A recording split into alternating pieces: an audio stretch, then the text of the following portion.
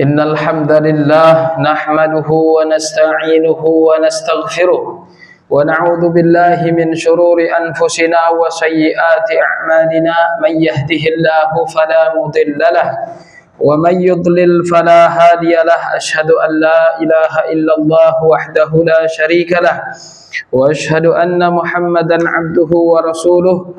Allahumma salli ala Muhammad wa ala alihi wa ashabihi ajma'in. Amma ba'd. Bapak Ibu yang dirahmati Allah Subhanahu wa taala, alhamdulillah kita pada malam hari ini kembali dengan kajian kita dengan kitab tauhid alladzi huwa haqqullahi 'alal 'abid, karya Syekhul Islam Muhammad bin Abdul Wahhab rahimahullahu taala.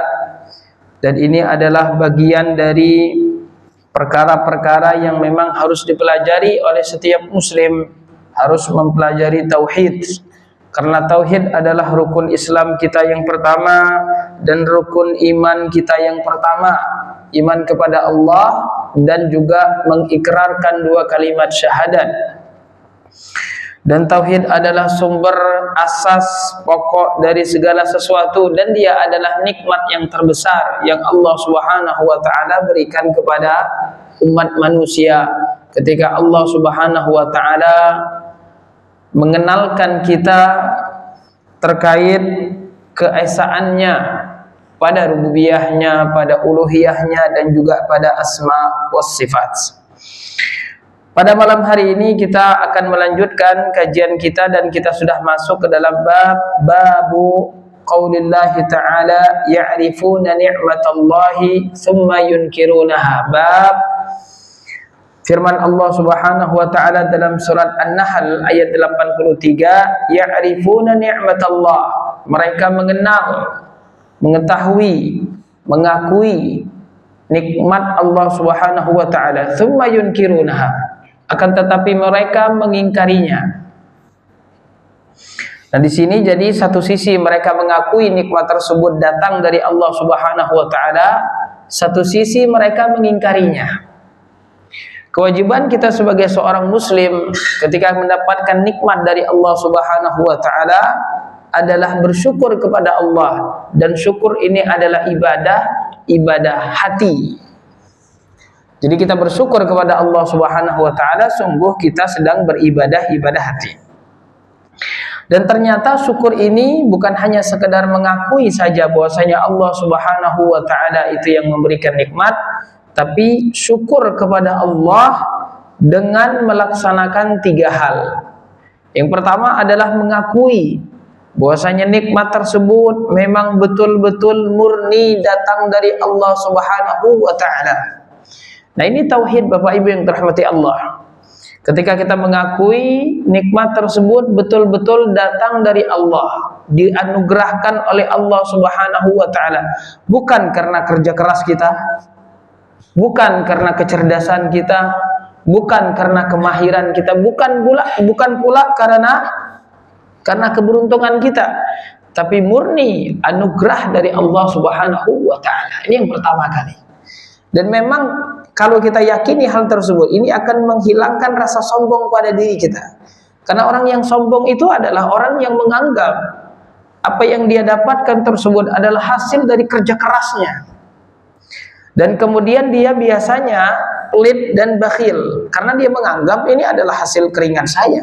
Beda dengan orang yang mengakui ini adalah pemberian dari Allah. Kemudian Allah menganjurkan saya untuk berbagi, apalagi kalau sudah sampai nisab, sudah sampai haul, saya harus mengeluarkan hak fakir miskin berupa zakat di situ.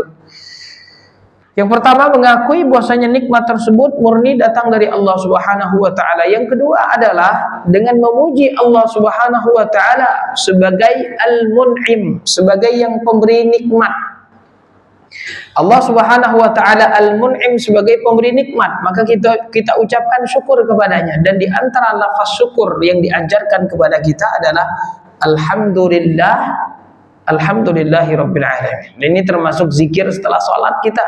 Kita baca 33 kali alhamdulillah, alhamdulillah. Dan zikir yang kemudian memiliki nilai, yang memiliki makna dan juga ibadah, Yang sempurna adalah ketika seseorang berzikir dan diiringi dengan pengakuan di dalam hatinya. Jadi bukan hanya sekedar dia ucapkan alhamdulillah, tapi kemudian hatinya kemana-mana. Nah, ini hanya lidahnya saja yang berzikir, tetapi hatinya tidak berzikir.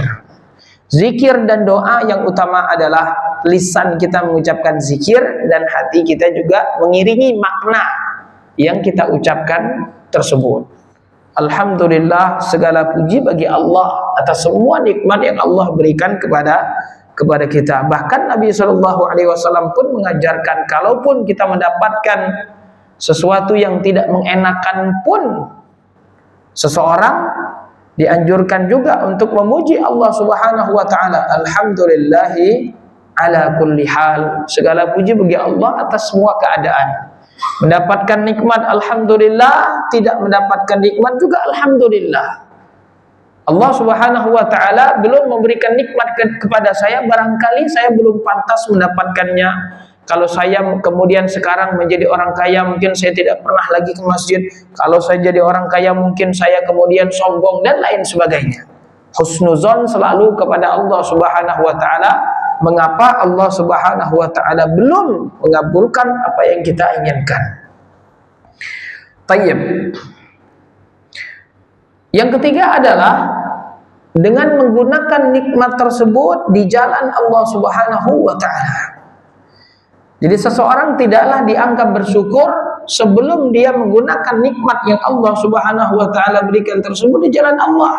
Semua nikmat yang Allah berikan, nikmat yang ada pada tubuh kita, mata kita, tangan kita, kaki kita, pikiran kita gunakan di jalan Allah, berarti kita mensyukuri nikmat Allah. Kalau kita gunakan dalam kemaksiatan, berarti kita belum sempurna di dalam mensyukuri nikmat Allah Subhanahu wa taala. Dan syukur nikmat itu hukumnya wajib. Syukur nikmat itu hukumnya wajib. Tayyib. Sama seperti seseorang ketika mendapatkan musibah, dia sabar, dan sabar tersebut hukumnya wajib. Kewajiban kita sebagai seorang hamba ketika mendapatkan musibah kita bersabar, ketika kita mendapatkan nikmat kita bersyukur. Dan kata Syekhul Islam Muhammad bin Abdul Wahhab di muqaddimah kitab beliau Al-Qawaidul Arba', kaidah yang 4, beliau menyebutkan bahwasanya 3 tanda kebahagiaan seseorang hamba. Ketika dia mendapatkan nikmat dia bersyukur, ketika dia mendapatkan musibah dia bersabar, dan ketika dia jatuh kepada dosa dia beristighfar. Nah, inilah tanda dari kebahagiaan seorang muslim. Dan tidak ada kebahagiaan kalau tidak ada syukurnya, dan tidak ada kebahagiaan ketika tidak ada sabarnya. Dan juga orang yang berdosa, dan siapa yang tidak berdosa? Tetapi orang yang baik, orang yang berdosa kemudian dia bertaubat kepada Allah Subhanahu wa taala. Orang yang baik adalah orang yang jatuh kepada dosa dan kemudian dia segera bertaubat kepada Allah Subhanahu wa taala. Tapi Bapak Ibu yang dirahmati Allah Subhanahu wa taala, jadi bab kita ini berkaitan dengan kitab tauhid. Dari sisi pertama berkaitan dengan tauhid rububiyah, di mana seseorang kemudian ketika dia meyakini bahwasanya nikmat tersebut adalah pemberian dari Allah. Nah, ini adalah bagian dari tauhid rububiyah. Bukankah Allah Subhanahu wa taala huwar raziq? Ar-raziq, Allah Subhanahu wa taala adalah pemberi rezeki. Allah Subhanahu wa taala huwal malik, yang memiliki segala sesuatu. Maka kita meyakini bahwasanya Allah Subhanahu wa taala pencipta, pemilik dan pengatur alam semesta. Di antara yang diatur oleh Allah adalah rezeki hamba-hambanya. Maka mengakui nikmat tersebut datang dari Allah adalah bagian dari tauhid rububiyah. Dan juga yang kedua, menisbatkan nikmat tersebut kepada Allah Subhanahu wa taala, kemudian kita bersyukur atas nikmat tersebut, ini juga adalah bagian dari tauhid uluhiyah. Karena syukur adalah ibadah. Karena syukur adalah ibadah. Dan ibadah ini kita diwajibkan oleh Allah Subhanahu wa taala hanya kemudian memberikan kepadanya. Kita bersyukur yang sifatnya ibadah hanya kita berikan kepada Allah Subhanahu wa taala, dan ini adalah makna dari tauhid uluhiyah atau tauhidul ibadah. Maka dari itu kemudian mengapa bab ini masuk ke dalam kitab tauhid. Baik Bapak Ibu yang dirahmati Allah Subhanahu wa taala, kemudian beliau menyebutkan, nah ini beliau sebutkan di sini, ya'rifuna ni'matallahi tsumma yunkirunha, yang terdapat di dalam surat An-Nahl. Dan nama lain dari surat An-Nahl adalah Suratun Ni'mah. Nama lain dari surat Nahl adalah surat nikmat, karena di dalam surat tersebut Allah Subhanahu wa taala banyak menyebutkan nikmat-nikmatnya di dalam surat An-Nahl tersebut. Tayyib. Dan ayat yang pertama kali yang disebutkan di dalam surat An-Nahl tersebut adalah firman Allah Subhanahu wa taala, "Ata amrullahi fala tasta'jiluh subhanahu wa ta'ala amma yusyrikun."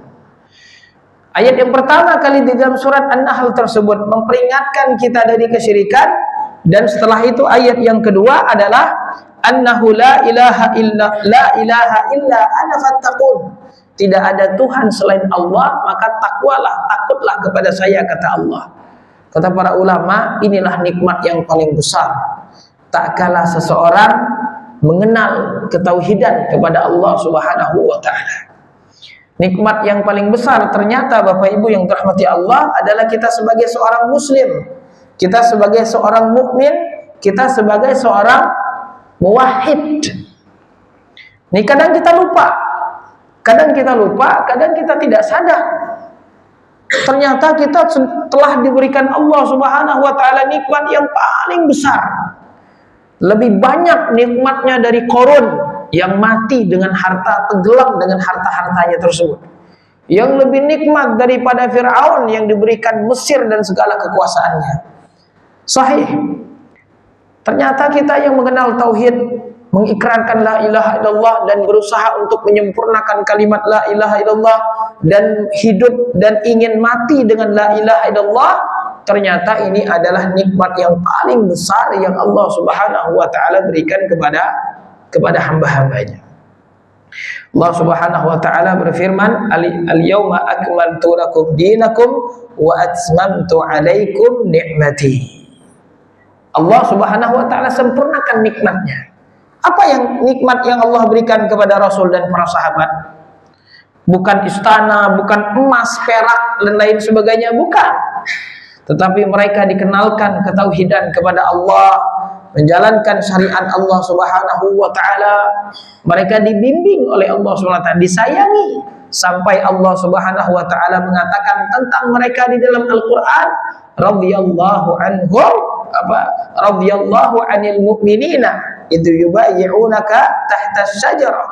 Mereka mendapatkan keridhaan dari Allah Subhanahu wa taala. Nah, inilah jamaah sekalian dirahmati Allah, nikmat yang paling besar yang Allah Subhanahu wa taala berikan kepada umat manusia. Jadi kita jangan khawatir kalau kita tidak mendapatkan nikmat ini, nikmat itu dan lain sebagainya. Kita sudah mendapatkan nikmat yang paling besar, yaitu nikmat iman dan Islam. Sahih.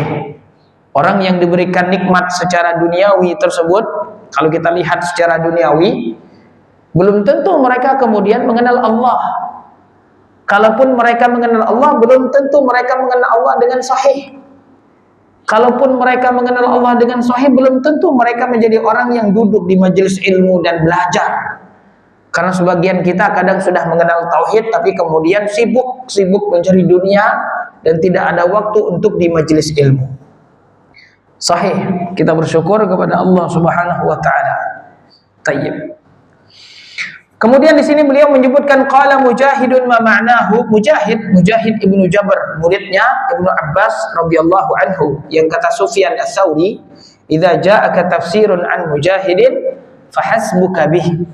Kalau ada tafsir yang datang kepadamu dari Mujahid, maka cukuplah bagimu tafsir tersebut. Jadi memang tafsir dari Mujahid ini memang tafsir yang banyak disebutkan oleh para ulama-ulama, dan wabil khusus dari yang diriwayatkan dari Ibnu Abbas. Tidaklah beliau kemudian ketika talaki Al-Quran dengan Ibnu Abbas, kecuali beliau selalu menanyakan makna dari ayat tersebut kepada Ibnu Abbas. Katanya di sini, huwa qaulur rajuli mali warithuhu an abai. Nah, ini Bapak Ibu yang dirahmati Allah, beliau menyebutkan contoh-contoh ucapan yang merupakan penafsiran dari ayat Al-Quran tadi. Ayat Al-Quran tadi menyebutkan bahwasanya ada orang-orang yang mengakui nikmat tersebut dari Allah, tetapi justru mereka mengingkarinya. Nah, di sini beliau menyebutkan bentuk pengingkaran dari manusia terhadap nikmat Allah Subhanahu wa taala tersebut. Contoh ucapan mereka adalah, hadza mali, ini adalah hartaku, warithuhu an abai, yang saya wariskan dari kakek nenek moyang saya, dari bapak dan kakek saya. Tayyib. Kalau ucapan ini dari sisi khabar saja, artinya kita hanya sekedar menginformasikan, kita hanya sekedar ngasih tahu ini warisan dari dulu dari orang tua, maka tidak masalah. Hanya sekedar niat kita hanya ingin mengabarkan. Tapi kalau ucapan ini kita ucapkan dan kita di sini menisbatkan nikmat tersebut kepada selain Allah dan melupakan al-musabbib, melupakan al-mun'im, yaitu Allah Subhanahu wa taala, nah ini yang tidak boleh. Nah, ini yang termasuk ke dalam mengingkari nikmat Allah. Tayyib. Nah, jadi di sini ucapan seperti ini dia tergantung nanti kepada niat. Kalau dia mengatakan ini, wah, saya dari warisan, bukan dari Allah, nih kelanjutannya misalnya dalam hati. Nah, ini yang tidak boleh. Ini termasuk syirik kecil, karena dia telah menisbatkan nikmat kepada selain Allah. Sama seperti ucapan yang banyak terjadi di masyarakat, keluar dari lisan kita dan kadang kita tidak sadar, karena tauhid kita lemah, sibuk kita dengan urusan dunia, dan juga apalagi kemudian kecanggihan teknologi yang kemudian membuat umat hatinya bergantung kepada teknologi dan lupa kepada Allah Subhanahu wa taala. Hati kita ini Bapak Ibu, kalau selalu diisi dengan dunia, memang akan lupa dengan Allah. Sahih. Hati kita ini hanya punya satu tempat. Kalau yang satu diisi, maka yang lain hilang. Kalau yang lain hilang, maka yang satu masuk. Maka hati kita, kalau kita ingat kepada Allah, syaitan akan lari. Apabila kita lupa dengan Allah, maka syaitan akan datang. Dari itu di dalam surat An-Nas Allah katakan, min syarril waswasil khannas. Khannas itu artinya raja. Raja itu dia, kalau kita ingat Allah, dia lari. Kalau kita lupa dengan Allah, dia kembali muwas-was. Tayyib. Seseorang yang kemudian mengatakan misalnya, ini ucapan yang sering saya sampaikan, dia ucapkan dengan lisannya. Ucapkan dengan lisannya. Dia mengatakan, berkat obat ini saya sembuh. Berkat obat ini saya sembuh. Tayyib. Kalau tidak ada dokter itu, maka saya sudah mati. Kalau tidak ada Pak Tua tadi yang ngingetin saya sudah mati. Nah, kata-kata ini Bapak Ibu yang dirahmati Allah, kata-kata yang memang dia kadang sengaja atau tidak sengaja, tapi kata-kata seperti ini tidak boleh. Kata-kata seperti ini tidak boleh karena dia termasuk syirik kecil. Syirik kecil dan bukan syirik besar. Kalau dia mengatakan dan dia yakini misalnya, saya sembuh ini karena obat, bukan karena Allah, ini syirik besar. Karena mengakui ada yang menyembuhkan selain Allah. Karena ada yang menyembuhkan selain Allah, ini syirik besar. Tapi dia ucapkan kata-kata tadi, dia tidak mengakui hal itu, tidak. Hanya ucap saja. Hanya keceplos saja atau kalam yang banyak terjadi di masyarakat. Nah, ini justru pentingnya kita belajar tauhid, pentingnya kita belajar akidah, dan pentingnya kita saling menasehati di dalam kebenaran. Jadi ada lafaz dan kata-kata yang memang tidak boleh, tidak boleh. Kenapa tidak boleh? Karena menisbatkan nikmat kepada selain Allah. Sembuh. Saya sembuh. Kesembuhan ini semata-mata milik Allah. Doa yang diajarkan oleh Nabi Muhammad tak kala kita meruqyah orang yang sakit, bagaimana doanya? Dalam Adabul Mufrad punya Imam Bukhari, karya Imam Bukhari, Allahumma shfihi wa anta syafi, la shifaa illa shifauk, shifaan la yughadiru saqama. Allahumma shfihi wa anta syafi, Allah sembuhkanlah dia ya Allah, wa anta syafi, dan engkau maha penyembuh, la shifaa illa shifauk, tidak ada kesembuhan kecuali datang darimu. Tayyib, maka tidak bisa kita menisbatkan nikmat tersebut kepada selain Allah ala ihal. Tayyib. Tayyib. Kalau misalnya kita ingin mengatakan, misalnya saya mendapatkan nikmat ini dengan sebab, sampaikan. Dengan wasilah. Itu tidak masalah. Jadi ada kata penjelasannya setelah itu. Saya Alhamdulillah berkat rahmat Allah, Allah Subhanahu wa taala jadikan si fulan sebagai wasilah. Ini obat ini Allah jadikan saya jadikan wasilah dari kesembuhan saya. Tayyib. Nah, itu tidak masalah kalau kita ucapkan kata-kata tersebut. Tayyib. Tapi kalau kita menisbatkan nikmat, misalnya sembuh ini kan nikmat. Tayyib. Kemenangan, kita menang. Menang ini berkat kerja keras. Nah ini syirik. Berkat kerja keras nggak ada. Kita kalah sama pendiri bangsa kita dulu. Pendiri bangsa kita dulu diberikan kemerdekaan. Apa tulisan mereka yang mereka cantum di Undang-Undang Dasar 45? Atas berkat rahmat Allah. Dulu waktu saya SD dulu, kita disuruh baca tuh sama kepala sekolah itu. Atas berkat rahmat Allah Subhanahu wa taala. Nah, ini memang seperti itu seharusnya. Itu yang kita utamakan. Adapun yang lainnya ini hanya sekedar wasilah, sebab. Dan yang menjadikan sebab tersebut berfungsi siapa? Allah. Yang menyebabkan api itu menjadi panas, yang menjadikan api tersebut menjadi panas, tayyib, kemudian es tersebut menjadi dingin, siapa? Allah. Dia berfungsi atas izin Allah Subhanahu wa ta'ala. Ada kalanya tidak berfungsi. Seperti misalnya api yang terjadi pada Nabi Ibrahim alaihissalam. Diceburkan ke dalam api, tetapi api tersebut tidak membakar. Nah, ini sebabnya tidak difungsikan oleh Allah Subhanahu wa ta'ala. Dan Allah Subhanahu wa ta'ala mampu menyembuhkan kita walau tanpa obat. Nah, ini harus kita yakini. Allah Subhanahu wa ta'ala mampu menyembuhkan kita tanpa obat. Cuma memang Allah Subhanahu wa ta'ala lewat lisan Nabi kita Muhammad sallallahu alaihi wasallam kita diperintahkan untuk berobat. Kata Nabi kita, ibadallah tadawu wala tadawu biharam. Wahai hamba-hamba Allah, berobatlah kalian, berobat. Diperintahkan untuk berobat kita. Dan itu makna dari tawakal.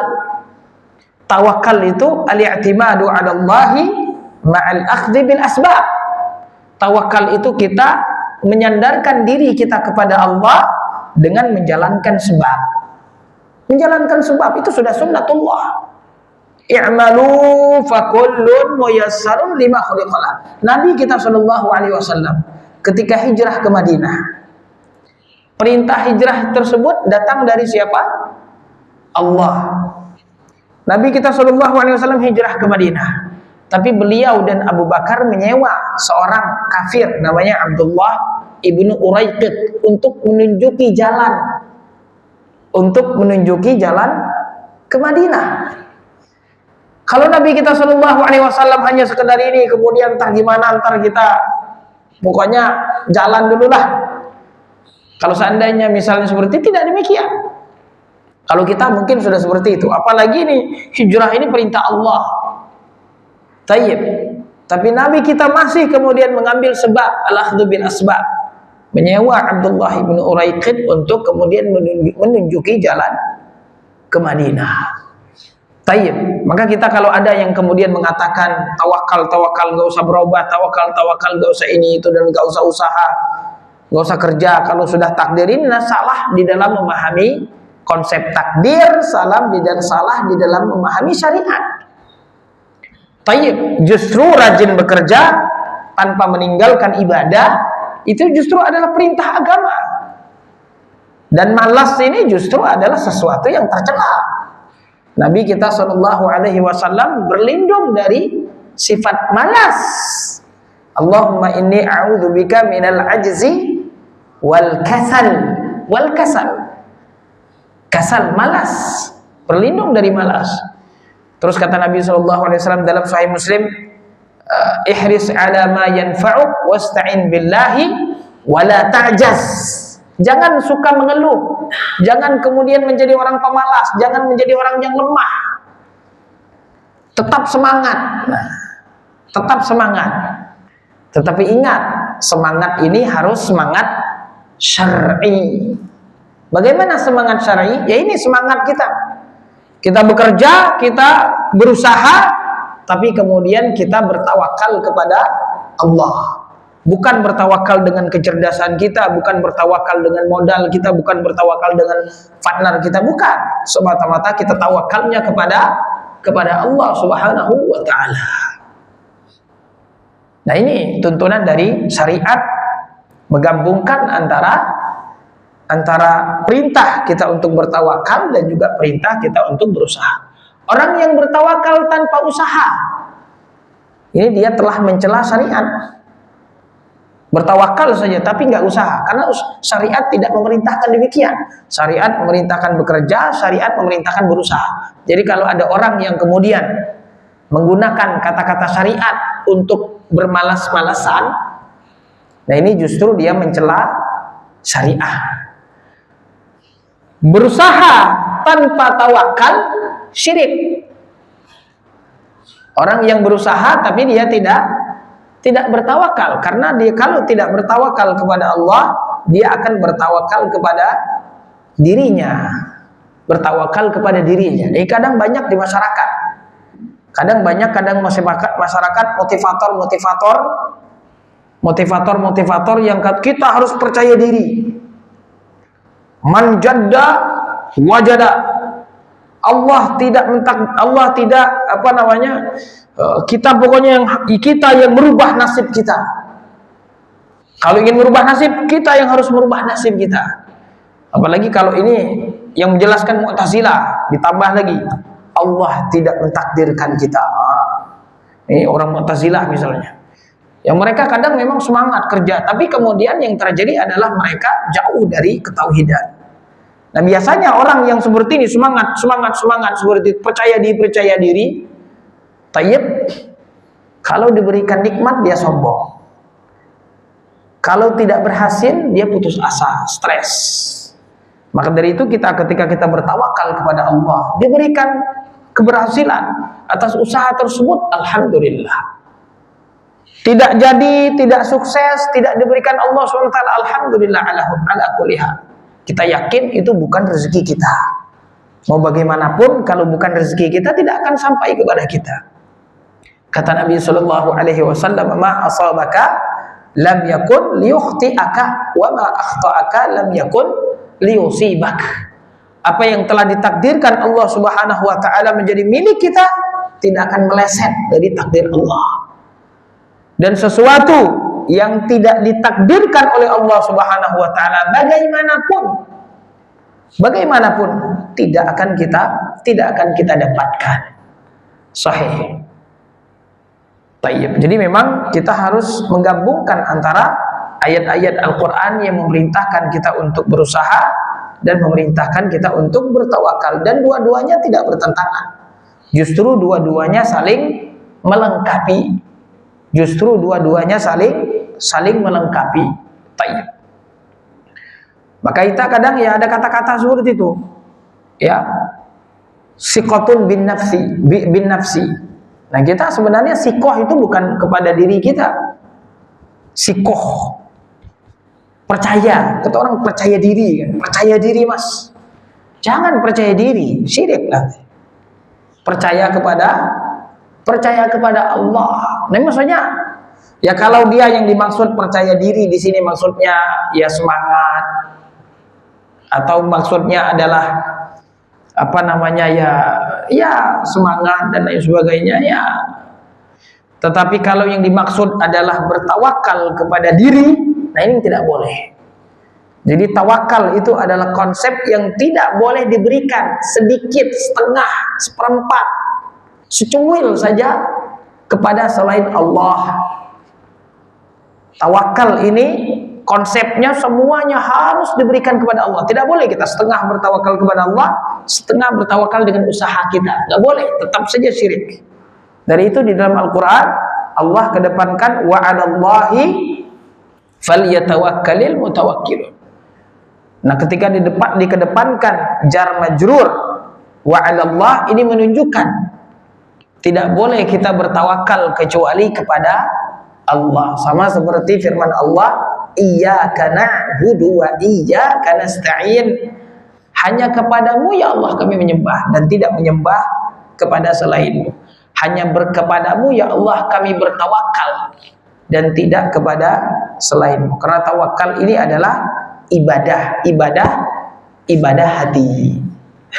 Tayyib. Bisa dipahami Bapak Ibu yang dirahmati Allah ya, menggabungkan antara tawakal dan juga kemudian usaha. Tayyib. Kemudian di sini beliau menyebutkan waqala Aun bin Abdullah, Aun bin Abdullah bin Utsbah bin Mas'ud bin Utsbah, Aun bin Abdullah bin Utsbah bin Mas'ud, yaquluna laula fulanun lam yakun kadza.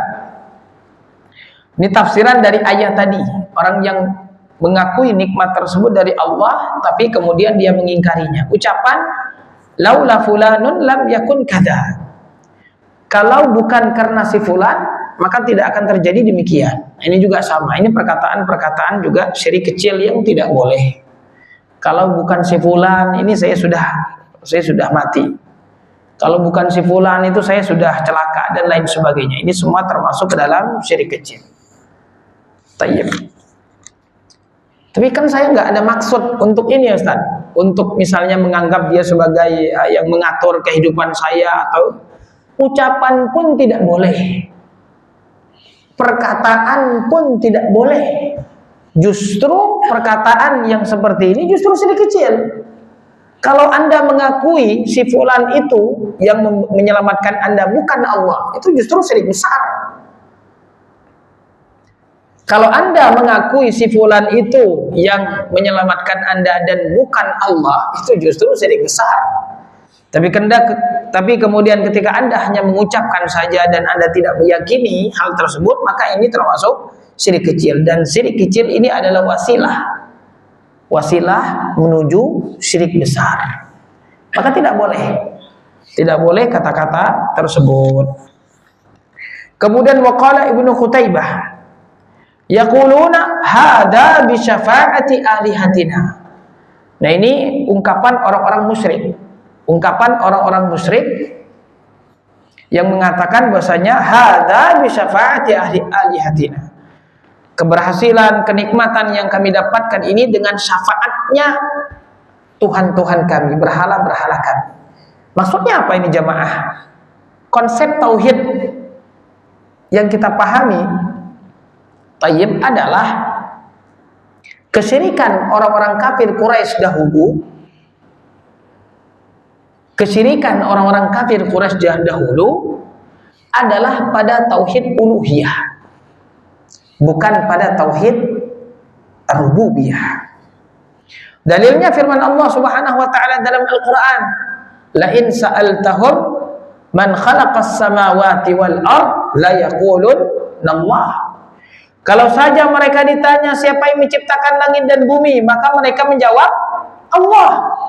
Ya, Abu Jahal, Abu Lahab, orang tokoh-tokoh Quraisy. Dan kita tahu mereka sudah kenal dengan Allah. Ka'bah itu punya siapa?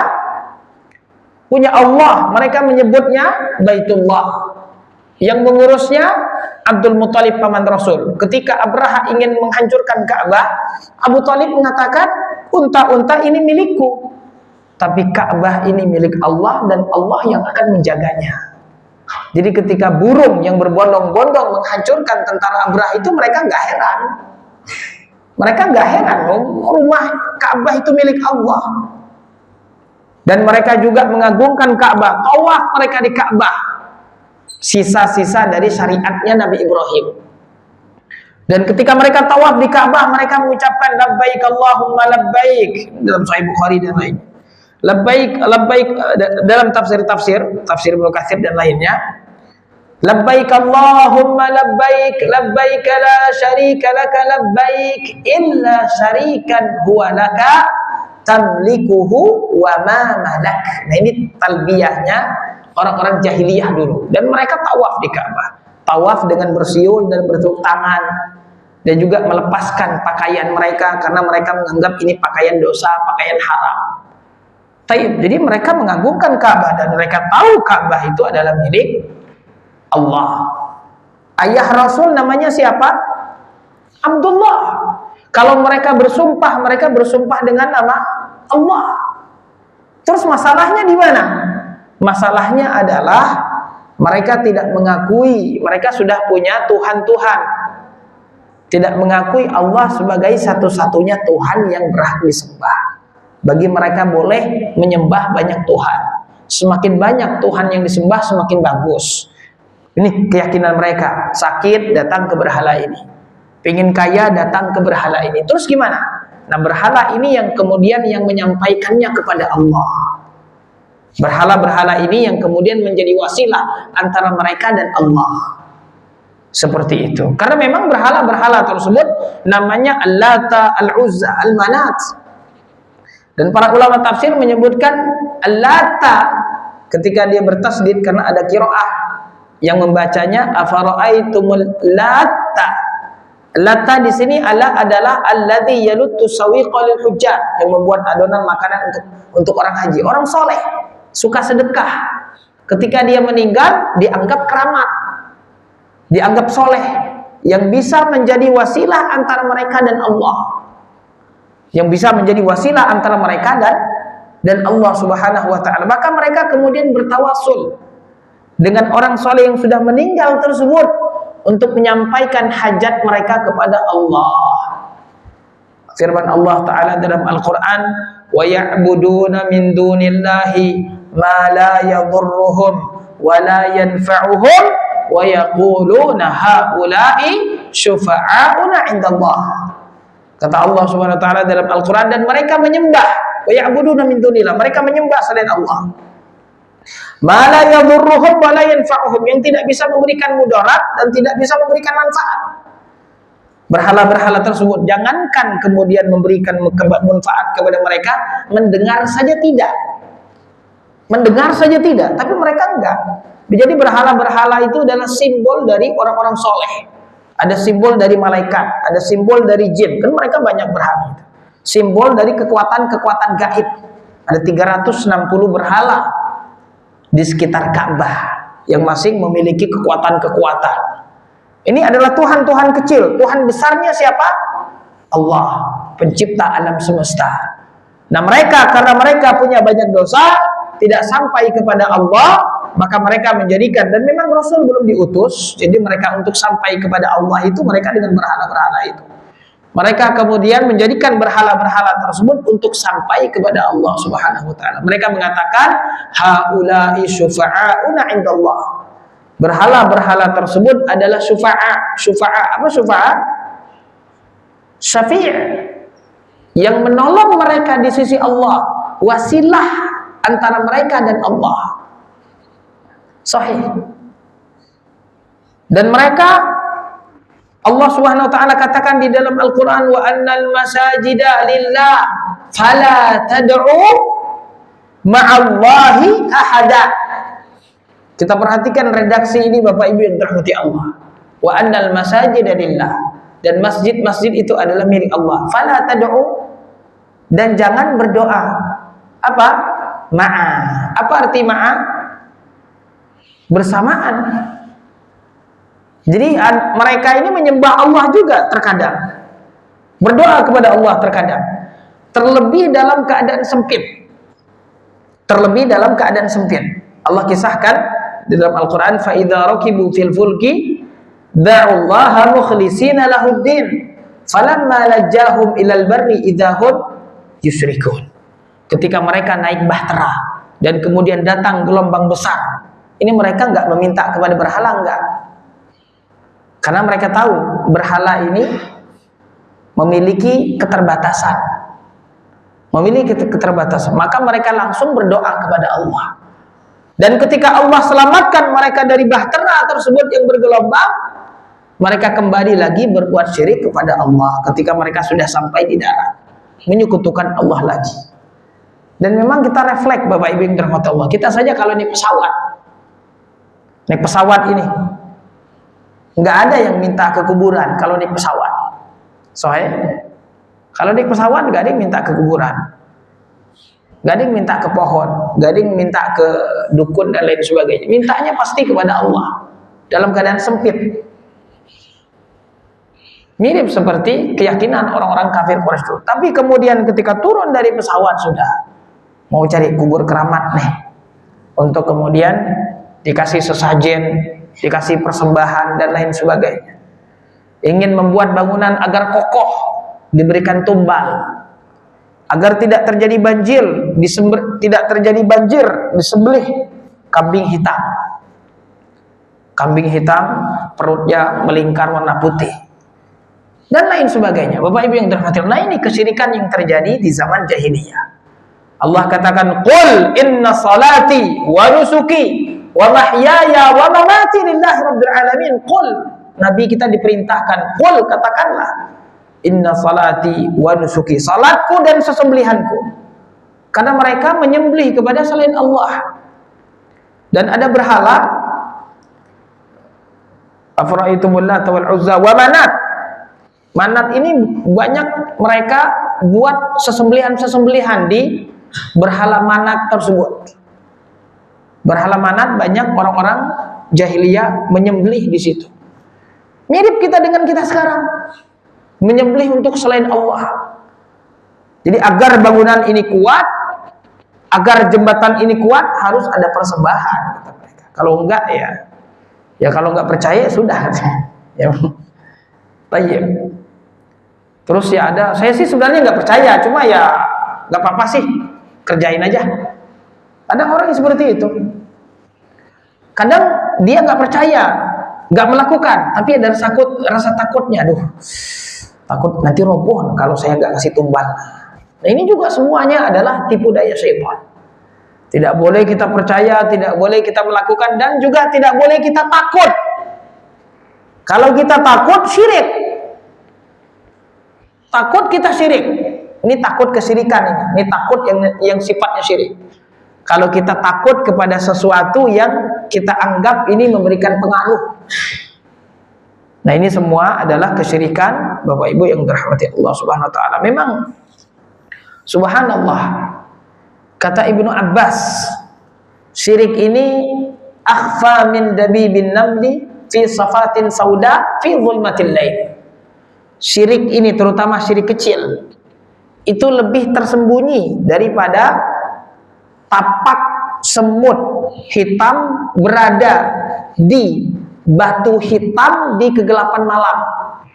Coba, kita di kegelapan malam, ada batu hitam di depan kita, ada semut merayap. Terlihat tidak tapak kaki semut tersebut? Atau suara semut tersebut nginjak? Tidak terdengar dan tidak terlihat.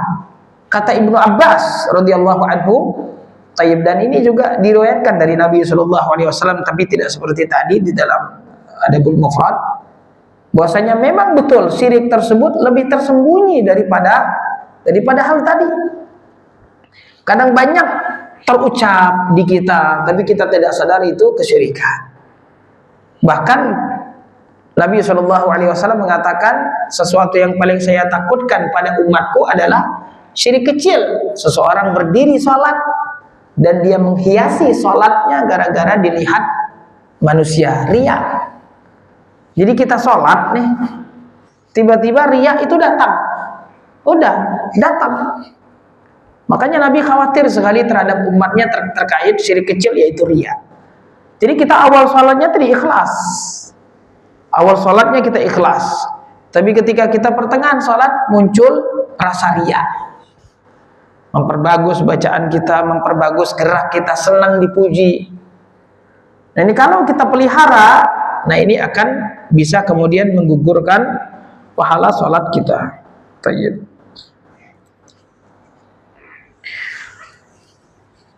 Nah ini waqala Ibnu Qutaibah yaquluna hadza bi syafaati alihatina. Ini berkat pertolongan dari Tuhan-Tuhan kami. Nah kalau yang tadi, kalau kita mengatakan saya sembuh dengan misalnya berkat obat ini saya sembuh, ini syirik kecil. Tapi kalau kalau perkataan seperti ini misalnya, berkat wali si fulan, saya misalnya selamat dari kecelakaan hari ini. Wali si fulan yang sudah meninggal mungkin ratusan tahun, tayyib, tapi karena dia mungkin senang dengan wali si fulan, akhirnya dia kemudian begini dan begitu misalnya, atau sering menyembelih ke kuburan wali si fulan, tayyib, kemudian dia mengatakan saya selamat ini berkat pertolongan wali si fulan. Nah ini kesyirikan, tergolong syirik kecil atau syirik besar? Syirik besar ini, karena dia menisbatkan pertolongan yang sifatnya gaib. Gaib. Kalau tadi kan memang ada barangnya. Kalau tadi ini perkara yang gaib. Ini tidak ada bedanya dengan Allah. Dari sisi dia mengatakan, ya saya selamat ini karena Allah. Satu lagi, saya selamat ini karena pertolongan wali si fulan yang sudah meninggal. Tetapi dia merasa, dia meyakini wali si fulan masih hidup. Nah ini syirik. Wali si fulan itu tahu apa yang dia lakukan. Wali si fulan itu menolongnya saat dia sedang kesusahan. Subhanallah. Guru kita di Mesir dulu cerita, ketika dia naik taksi, ada kejadian-kejadian di taksi tersebut yang kemudian dia tayyib menganggap bahwasanya keselamatan yang dia dapatkan tersebut dari wali si fulan. Jadi guru kita itu mendakwahkan tauhid kepada sopir taksi tersebut, dan dakwahnya tersebut dianggap oleh sopir taksi tersebut merendahkan wali si fulan. Jadi ketika kita mengatakan wali si fulan tidak bisa mendengar, tidak mengetahui keadaan kita, tidak bisa kemudian mengijabah, karena itu semua adalah Allah SWT semata, tayyib, dan dia menganggap ini merendahkan. Nah ini kadang kesalahan sebagian orang.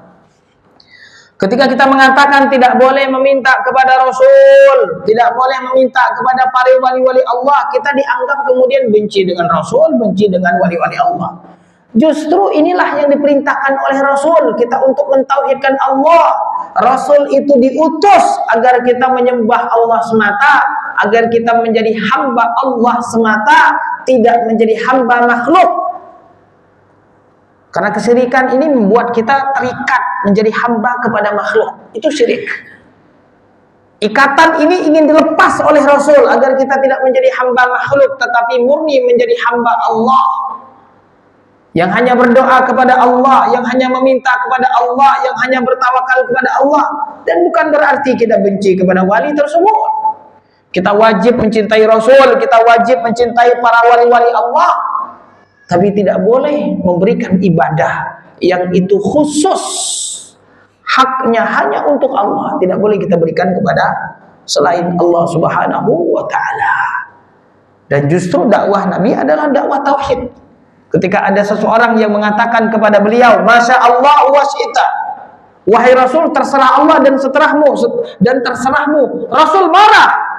Aja'altani lillahi nidda, apakah engkau menjadikan saya sebagai sekutu dengan Allah? Ketika engkau mengatakan terserah Allah dan terserah Anda, Rasul marah dengan ucapan tersebut, karena beliau tidak mau disamakan dengan Allah Subhanahu wa ta'ala. Ucapan tersebut ucapan syirik. Mahmud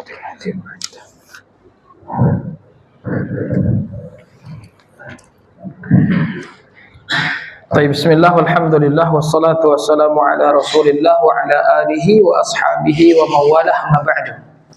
Kemudian beliau mengatakan, wa qala Abu al-Abbas ba'da hadithi Zaid bin Khalid alladhi fihi anna Allah ta'ala qala asbaha ibadi mu'minun bi wa kafir. Hadis ini adalah hadis Bukhari Muslim. Nabi SAW ketika salat subuh di Hudaybiyah, beliau mengatakan kepada para sahabat, hal tadruna madza qala rabbukum? Allahu wa rasuluhu a'lam, kata para sahabat. Kemudian kata Nabi SAW, Allah mengatakan, asbaha min ibadi mu'minun bi wa kafir. Ketika Nabi salat di Hudaybiyah, Nabi mengatakan, tahukah kalian apa yang dikatakan oleh Tuhan kalian? Para sahabat mengatakan, Allah dan Rasulnya lebih mengetahui. Kata Rasul, sesungguhnya Allah mengatakan, asbaha min ibadi mu'minun bi wa kafir. Ketika paginya dari umatku ini ada yang mukmin dan ada yang kafir. Kata Allah ini dalam hadis qudsi itu. Kemudian, faman qala mutirna bi fadlillahi wa rahmatih. Barang siapa yang mengatakan mutirna bi fadlillah, karena hujan ini turun, karena malam tadi hujan itu turun karena keutamaan dari Allah dan rahmat darinya, maka dia telah beriman kepadaku, kata Allah, dan kufur kepada bintang-bintang tersebut. Karena di zaman jahiliyah ada yang meyakini bahwasanya yang menurunkan hujan atau penyebab turunnya hujan tersebut adalah bintang-bintang di langit. Maka di sini Nabi Shallallahu Alaihi Wasallam menyebutkan perkataan Allah Subhanahu Wa Taala bahwasannya ketika turun hujan dari hamba-hamba Allah ini ada yang mukmin, ada yang kafir. Yang mengatakan turun hujan ini berkat dari keutamaan dan rahmat Allah, dia telah beriman kepada Allah. Kalau dia mengatakan sesungguhnya hujan ini turun karena bintang si fulan, apalagi mungkin kadang ada sebagian itu berkat mbah si fulan. Seperti pawang hujan yang kadang ada di gentayangan. Sahih. Ini kata Allah Subhanahu wa taala, dia telah kufur kepada Allah Subhanahu wa taala. Ya akhi. Ya orang apapun dengan cara apapun. Ini kadang ada yang ini kalau melakukan ritual kedukunan katanya ini yang syirik. Tapi kalau kita zikir ini zikir itu tayyib. Ini kadang pengelabuan dari dukun-dukun tersebut. Pengelabuan dari dukun-dukun tersebut seakan-akan dia memakai Al-Quran, seakan-akan dia memakai hadis-hadis Nabi Shallallahu Alaihi Wasallam. Tayyib, seakan-akan dia berselubung di balik ayat, di balik hadis. Padahal dia adalah dukun, ya akhi, dukun saja. Ada praktek perdukunan, menulis ayat-ayat Allah, praktek perdukunan.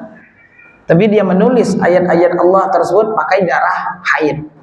Jadi intinya mencela Al-Quran sebenarnya. Ada praktek perdukunan membaca Al-Quran, tapi dia membaca Al-Quran dengan terbalik. Jadi dari ayat belakang kemudian ke depan, sehingga maknanya menjadi kacau. Yang kita yang nggak paham sih kayak membaca Al-Quran saja, tetapi justru ini merusak makna dari Al-Quran tersebut. Ini praktek perdukunan. Jadi kita jangan tertipu oleh para dukun-dukun tersebut yang mengaku dia bisa menghentikan hujan, memindahkan hujan, dan lain sebagainya. Kalau kita meyakini dia yang kemudian menjadi penyebab berhentinya hujan atau turunnya hujan, berpindahnya hujan, maka hukumnya syirik. Kita yang mengundang dukun tersebut syirik. Dan hadis Nabi SAW dalam Muslim dan dalam Abu Dawud, man ata'arrafan fasa'alahu lam tuqbal lahu salatun arba'ina yauman. Barang siapa yang mendatangi arraf, tukang ramal, dan dia bertanya walaupun dia tidak membenarkan. Kalau dia membenarkan, dia justru kufur. Katanya si dukun tersebut tahu yang gaib. Dia datang kepada dukun tersebut, dia bertanya, dia ragu-ragu, udah tanya aja lah, siapa tahu. Kalau dia yakin dukun tersebut mengetahui yang gaib, itu justru kufur dia. Karena tidak ada yang mengetahui yang gaib kecuali Allah Subhanahu wa taala. Kata Rasul, lam tuqbal lahu salatun arba'ina yauman. Salatnya 40 hari tidak diterima oleh Allah. Dia tetap wajib salat, tapi tidak ada pahala. Dalam hadis lain, man atakahinan fasa'alahu fasaddaqahu bima yaqul. Barang siapa yang mendatangi dukun, dia bertanya dan dia membenarkan dukun tersebut, faqad kafara bima unzila ala Muhammadin. Dia telah kufur kepada apa yang diturunkan kepada Nabi Muhammad sallallahu alaihi wasallam. Jadi jamaah sekalian dirahmati Allah, tidak boleh kita berremeh-remeh dalam perkara tauhid dan perkara syirik. Wa hadza katsirun fil kitabi wa sunnati yadhummu subhanahu man yudhifu in'amahu ila ghairihi wa yusyriku bih. Qala ba'dus salaf wa ka qaulihim kanat ar-rihu thayyibah. Kita habis pulang dari ngelaut, dapat ikan, kemudian kita ngomong kepada teman-teman kita, waduh, tangkapan hari ini banyak berkat cuaca yang bersahabat. Ini juga tidak boleh. Atau kita kemudian naik kapal yang kemudian kita terkena gelombang, kemudian kita diberikan keselamatan, kemudian kita mengatakan nakodanya memang ya berkat kecerdasan nakodanya kita kemudian selamat. Nah, ini juga tidak boleh. Tidak boleh menisbatkan nikmat kepada selain Allah Subhanahu wa taala. Tayyib, mafhum jamaah? Bisa dipahami ya? Tayyib, barakallahu fiikum. Ada pertanyaan silahkan.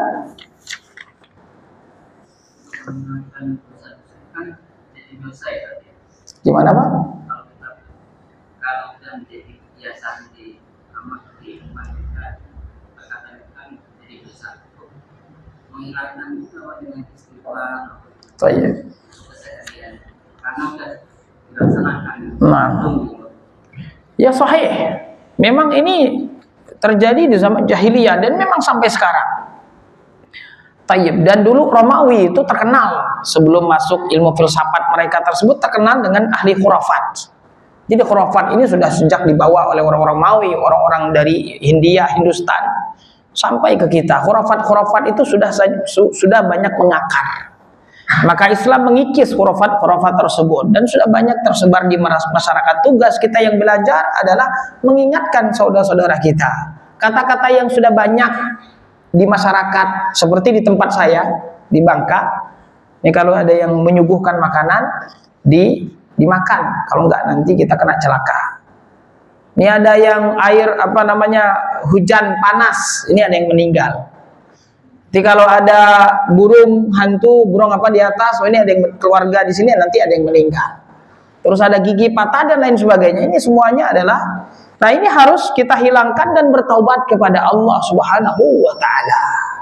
Bertaubat kepada Allah Subhanahu wa taala. Bertaubat kita dengan cara mengakui bahwasanya itu adalah kesyirikan.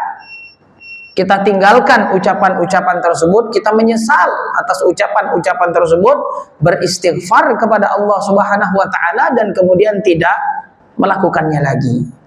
Dan Nabi Shallallahu alaihi wasallam mengajarkan kepada para sahabatnya doa agar kita kemudian terbebas dari kesyirikan. Allahumma inni a'udzubika an usyrika bika ma a'lam. Ya Allah, saya berlindung. Ini doa yang diajarkan Nabi kepada para sahabat agar kita bisa terlepas dari kesyirikan, ditambah dengan kita belajar. Ya Allah, saya berlindung kepadamu dari kesyirikan yang saya tahu. Wa astaghfiruka lima la a'lam. Dan saya mohon kepadamu ya Allah kesyirikan yang saya tidak tahu. Nah, ini saking banyaknya kesyirikan tersebut, dan ini adalah proyek besar iblis. Karena dengan kesyirikan tersebut dia akan mendapatkan teman sebanyak-banyaknya, kekal di neraka. Kalau maksiat tidak kekal di neraka, sebentar habis itu pindah lagi ke surga. Tapi kalau syirik itu menjadi temannya iblis di neraka selama-lamanya. Jadi kita pastinya bertaubat, istighfar, dan juga baca doa tadi. Ajarkan doa ini kepada keluarga kita, kepada sanak saudara kita.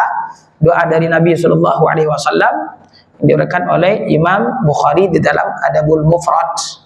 Allahumma inni a'udzubika an usyrika bika ma a'lam wa astaghfiruka lima la a'lam. Nah, barakallahu fikum. Ada pertanyaan lagi? Oh. Sudah? Tidak ada. Kita cukupkan sampai di sini. Barakallahu fikum wa jazakumullahu khairan walhamdulillahi rabbil alamin. Wassalamualaikum warahmatullahi wabarakatuh.